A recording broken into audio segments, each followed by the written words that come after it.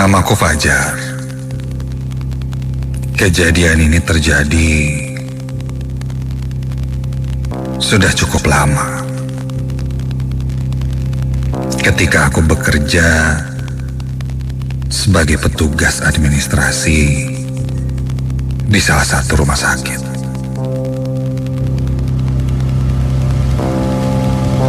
Malam itu aku mendapat jadwal shift malam dari jam 10 hingga jam 6 pagi.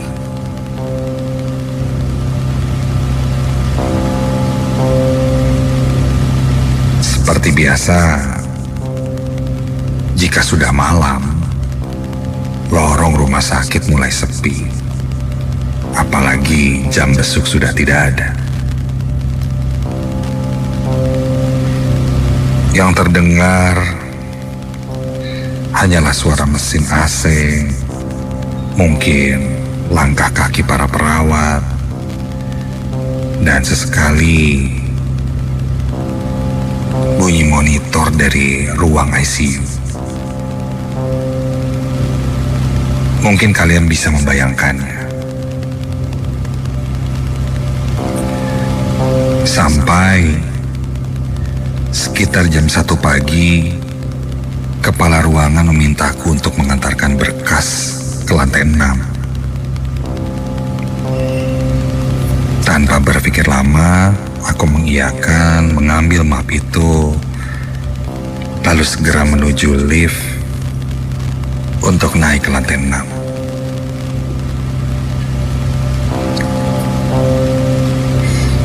Lewat tengah malam, menuju ke lantai 6 memang satu hal yang cukup jarang kulakukan. Namun karena ini tugas, ya sudahlah. Mau bagaimana lagi?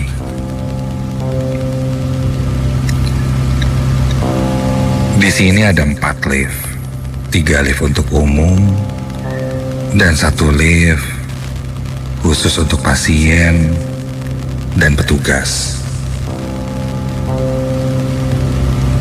Sampai depan lift,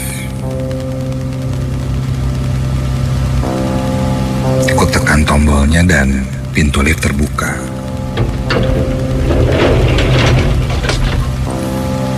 Saat itu kondisi lift sedang kosong. Aku masuk ke dalam dan tak lama pintu lift tertutup. Baru saja aku akan menekan angka 6, tiba-tiba pintu lift terbuka lagi. Oh, ada yang masuk nih, mau naik lift juga. Dan ketika itu, kulihat memang ada seorang pasien memakai kursi roda. Dia seorang perempuan, lalu masuk ke dalam lift. Tangannya memegang roda di kursi roda itu dan mendorongnya masuk ke dalam lift. Buru-buru aku membantunya. Aku langsung memegang kursi rodanya dan membawa pasien itu masuk ke dalam lift. Kulihat wajahnya pucat. Ya wajar, mungkin sedang sakit. Tapi kenapa dia dorong kursi rodanya sendirian ya? Kok nggak ada suster yang nemenin? Lantas aku bertanya, "Mbak, nggak ada susternya? Ini mau ke lantai berapa?" Pasien itu tidak menjawab, hanya menggelengkan kepalanya menandakan dia sendirian, tak ditemani suster. Lalu dia menunjuk ke tombol lift yang bertuliskan B2, basement 2.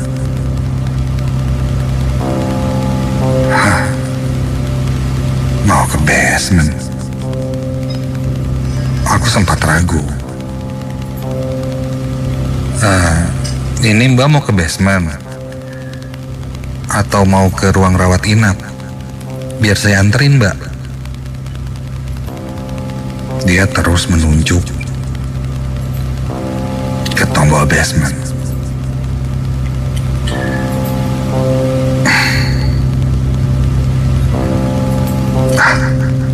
Mungkin ada keluarganya kali di basement yang menjemput dia. Atau entahlah. Tapi ya sudahlah. Aku coba menekan tombol basement 2 itu, dan lift pun langsung bergerak turun.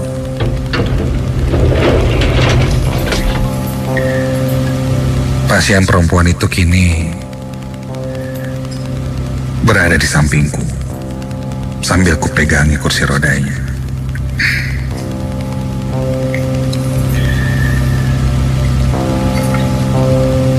Sampai di basement 2, pintu lift terbuka.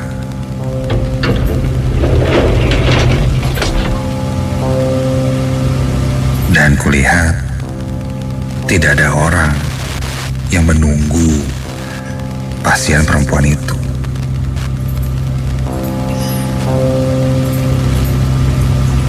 Aku coba mengintip keluar dari lift, melihat ke sekitar basement. Sepi, bahkan cenderung gelap, tidak ada siapa-siapa.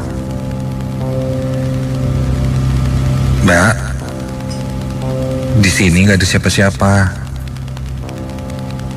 Saya anterin ke kamarnya ya. Kamarnya di lantai berapa, Mbak? Pasien perempuan itu tidak menjawab. Bahkan ketika pintu lift di basement kedua pun terbuka, dia pun tidak meminta keluar dari lift itu.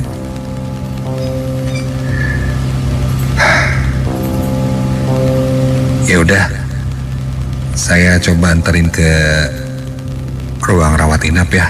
Mungkin bisa dianterin ke kamar. Akhirnya aku menekan tombol ke lantai ruang rawat inap. Lift pun bergerak. Lift terus naik. Dan di dalam lift itu, pasien itu tidak berkata satu patah kata pun. Hanya menunduk,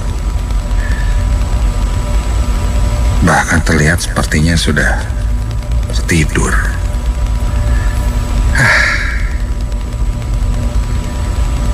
Aneh-aneh aja. Sampai di lantai rawat inap, aku pun mendorong kursi roda itu keluar dari lift dan menuju ke meja jaga rawat inap.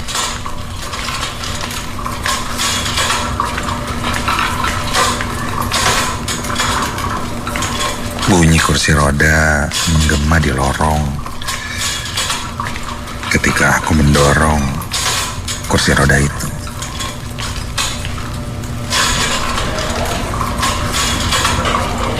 Sampai di depan meja rawat inap, kulihat yang jaga di sana sedang tidak ada. Mbak, tunggu sebentar di sini ya.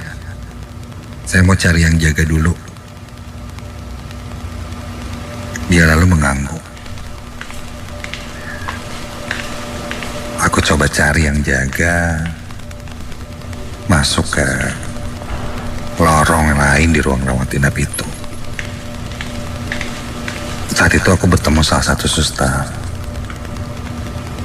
Sus, ini ada pasien pakai kursi roda. Tadi sih ketemu saya di bawah, terus dia malah minta diantar ke basement. Dan gak ada suster yang jagain. Suster itu kaget. Dan kami segera menuju ke pasien yang sedang menunggu di depan meja rawat inap itu.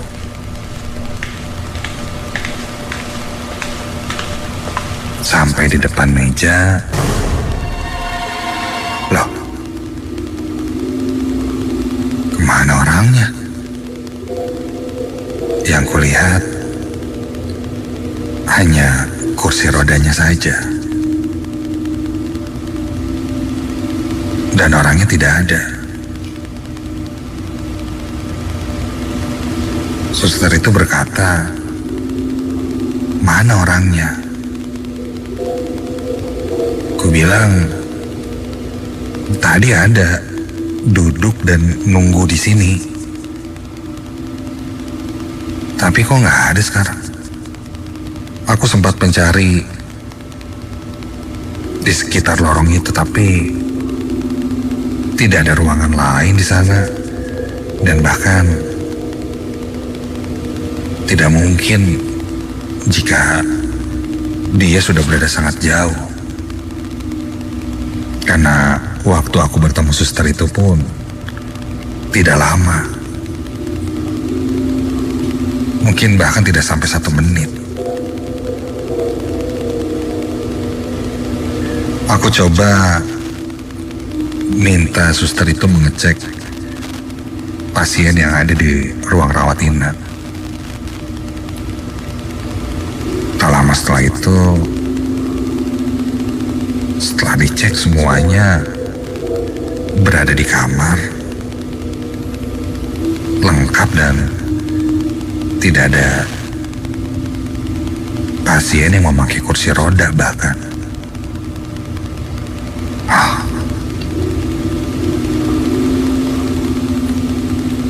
Kalau itu bukan pasien dari ruangan ini, terus siapa yang tadi aku dorong di kursi roda? Bulu kuduku berdiri seketika itu.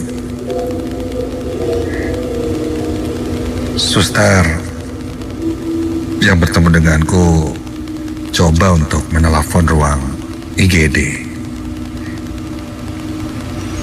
Apakah mungkin ada pasien dengan kursi roda juga yang saat itu baru masuk atau mungkin keluar? Namun setelah dikonfirmasi, tidak ada. Bahkan ku ceritakan ciri-cirinya. Seorang perempuan, rambutnya panjang dan wajahnya pucat. Namun karena menunduk, aku tidak terlalu melihat dengan jelas wajahnya, aku kurang hafal. Namun yang jelas rambutnya panjang. Dan kata ruang IGD tidak ada.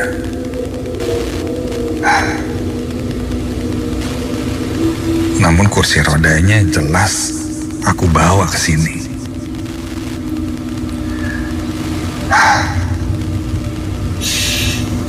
Sudahlah. Aku masih ada tugas untuk mengantarkan berkas ke lantai 6. Tinggalkan suster itu dan aku bergegas lanjut ke lantai 6 untuk memberikan berkas.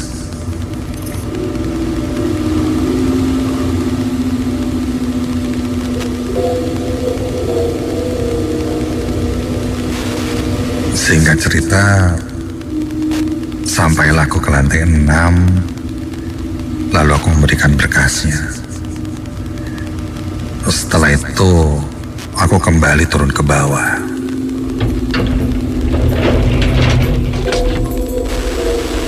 Lift mulai turun. Pikiranku masih kacau dengan perempuan yang tadi ku bawa dengan kursi roda itu.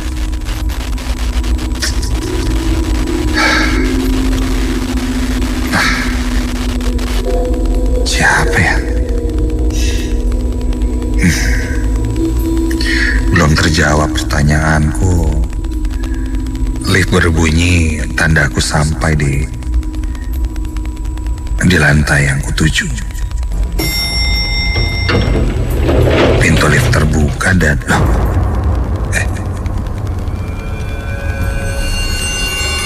kenapa nyampenya di basement 2?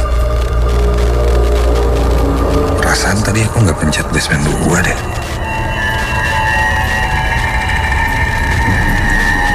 Aku sampai di basement 2 dan ketika itu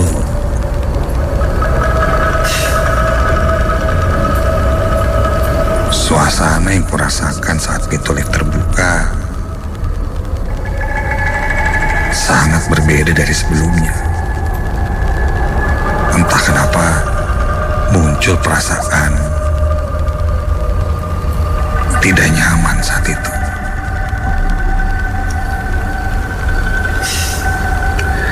Buru-buru aku langsung menutup pintu liftnya. Aku tekan tombol untuk pintu lift itu tertutup, tapi loh, ini pintu kenapa nggak bisa ditutup sih? Kenapa nggak bisa ditutup ya? Pintu lift tak bisa tertutup. Seakan ada yang menekan tombol hold agar pintu terbuka terus. Sampai tak lama kemudian aku mendengar ada suara seperti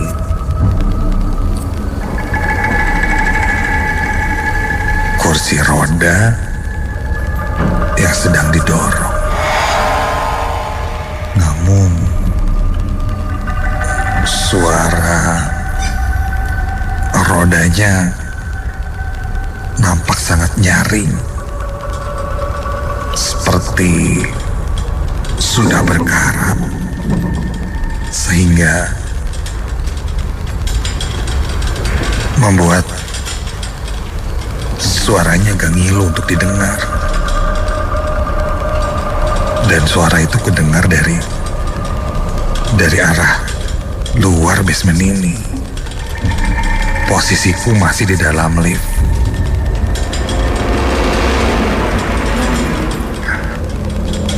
Dan suaranya semakin lama semakin mendekat. Aku harus memastikan ini memang pasien yang benar-benar mau masuk ke lift ini atau bukan. Untuk memastikannya, aku pun melangkah ke arah pintu lift untuk mengintip keluar dan melihat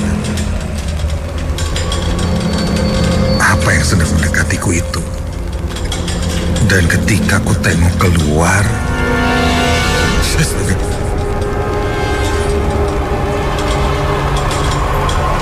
kulihat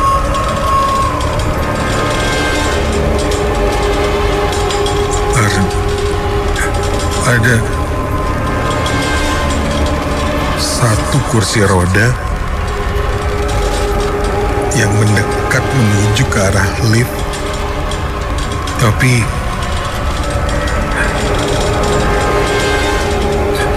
tidak ada siapa-siapa yang mendorongnya. Kursi roda itu kosong, namun terus bergerak menuju ke arah lift.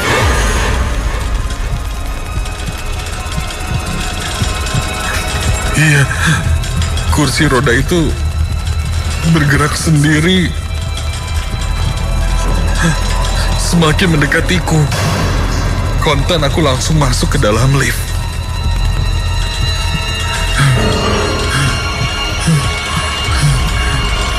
Aku langsung berusaha menutup pintu lift itu.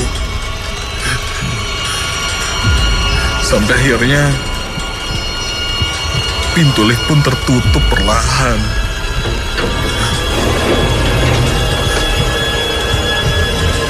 Belum sampai pintu lift tertutup rapat, di antara celah-celah pintu lift yang akan menutup itu, kulihat sebuah tangan. Sebuah tangan yang sangat pucat muncul merogoh di antara celah-celah pintu lift itu, menahan pintu lift itu tertutup. Sehingga pintu lift itu terbuka kembali. Namun ketika kau lihat, tidak ada siapa-siapa di depan lift itu. Namun kau lihat jelas ada sebuah tangan yang menahannya. Buru-buru aku menutup kembali pintu lift itu sampai liftnya tertutup.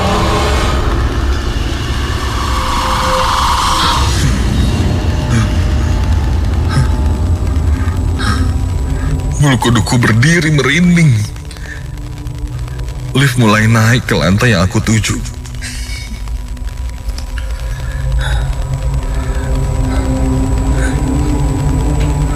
Ketika sampai di lantaiku, pintu lift terbuka. Di sana aku bertemu satpam yang sedang patroli. Aku cukup tenang ketika sudah bertemu orang lagi.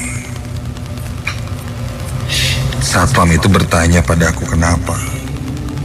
Karena aku terlihat ketakutan, wajahku pucat.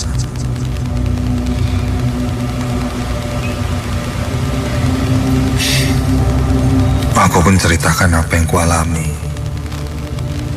Dan apakah aku bisa melihat rekaman CCTV beberapa waktu yang lalu untuk melihat apa yang saat itu terjadi padaku. Dia bilang dia harus izin dulu ke pihak manajemen. Mungkin besok kita bisa cek.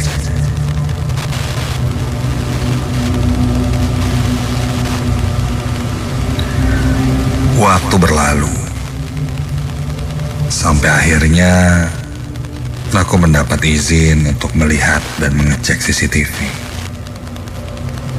Dan saat itu terlihat selama aku mendorong dan membawa kursi roda itu, ternyata tidak ada siapa-siapa di atas kursi roda itu. Kosong. Aku berbicara sendiri. Aku mendorong kursi roda yang kosong. Bahkan ketika di basement itu, di CCTV tidak terekam apapun. Tidak ada apa-apa. Hanya aku yang bertingkah ketakutan. Aneh. Berarti apa yang kualami malam itu, aku bertemu satu sosok yang mungkin sebenarnya tidak menakutiku. Hanya saja Aku tidak tahu apa maksudnya. Dia menampakkan diri padaku. Dan aku tidak ingin mencari tahu lebih tentang itu. Biarkan ini hanya jadi pengalamanku. Karena nyatanya beberapa pekerja di sini jika sudah shift malam